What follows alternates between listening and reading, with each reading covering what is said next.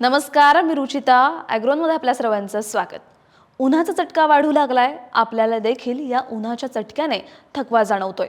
मग आता विचार करा, कलम आणि रोपांची काय अवस्था होत असेल. म्हणून आपण आजच्या या व्हिडिओमधून कडक उन्हात फळ रोपांची काय काळजी घ्यायची याची माहिती जाणून घेणार आहोत. त्यामुळे व्हिडिओ शेवटपर्यंत बघा. ही माहिती दिली आहे पुणे येथील विभागीय कृषी संशोधन केंद्रातील प्रभारी अधिकारी बी गोंधळे यांनी. तर उन्हाळी हंगामामध्ये कलमे शेडनेट हाऊसमध्ये ठेवल्यास त्याचं अतिउष्णता व कडक सूर्यप्रकाश यांपासून संरक्षण होतं.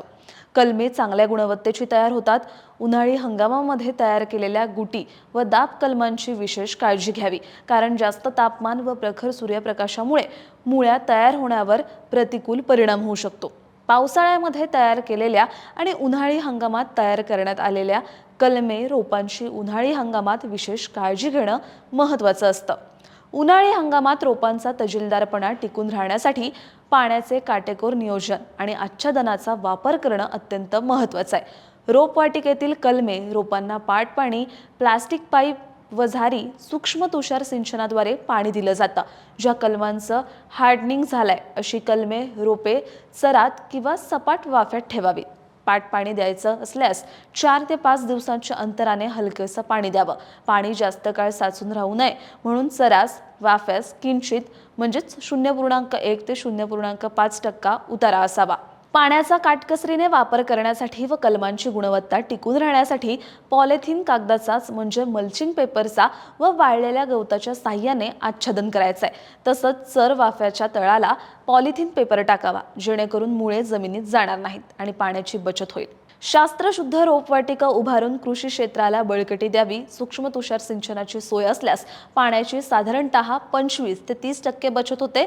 कलमे रोपांना आवश्यक तेवढंच पाणी देणं शक्य होतं. त्यासाठी 2 तास प्रतिदिवस याप्रमाणे सूक्ष्म तुषार सिंचन संच चालवावा. सूक्ष्म तुषार सिंचन संचाच्या वापरामुळे रोपवाटिकेत जमिनीलगत आर्द्रता तयार होते. त्यामुळे कलमे रोपांची जोरदार वाढ होते. प्रखर सूर्यप्रकाशामुळे कलमांची पानं करपत नाहीत. सूक्ष्म तुषार सिंचनाद्वारे मिळणारे पाणी हे सूक्ष्म थेंबाद्वारे मिळत असल्यामुळे नाजूक कलमे रोपांना इजा होत नाही. सध्या बाजारामध्ये 50 ते 75% क्षमतेचे शेडनेट उपलब्ध आहेत.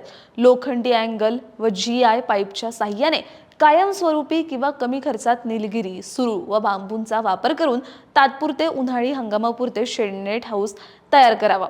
उन्हाळी हंगामामध्ये कलमे शेडनेट हाऊसमध्ये ठेवल्यास त्याचं अतिउष्णता व कडक सूर्यप्रकाश यांच्यापासून संरक्षण होतं. कलमे चांगल्या गुणवत्तेची तयार होतात.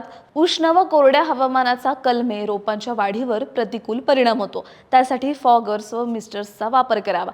त्यांच्या वापरामुळे उष्णता कमी होऊन हवेतील आर्द्रता वाढण्यास मदत होते.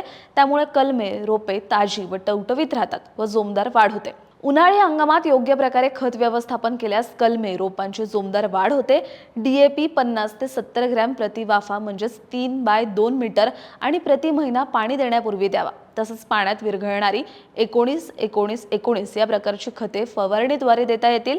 त्यासाठी 1% तीव्रतेच्या द्रावणाची रोपांच्या पानावर फवारणी करावी. सूक्ष्म तुषार सिंचनाची सोय असल्यास त्याद्वारेच पाण्यात विरघळणारी खतं देणं जास्त परिणामकारक ठरेल.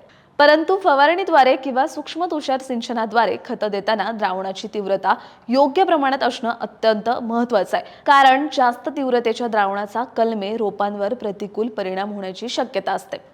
तुम्हाला ही माहिती कशी वाटली हे आम्हाला कमेंट बॉक्समध्ये नक्की सांगा आणि अशाच शेतीविषयक आणि नवनवीन माहितीसाठी ॲग्रोवनला सबस्क्राईब आणि फॉलो करायला विसरू नका.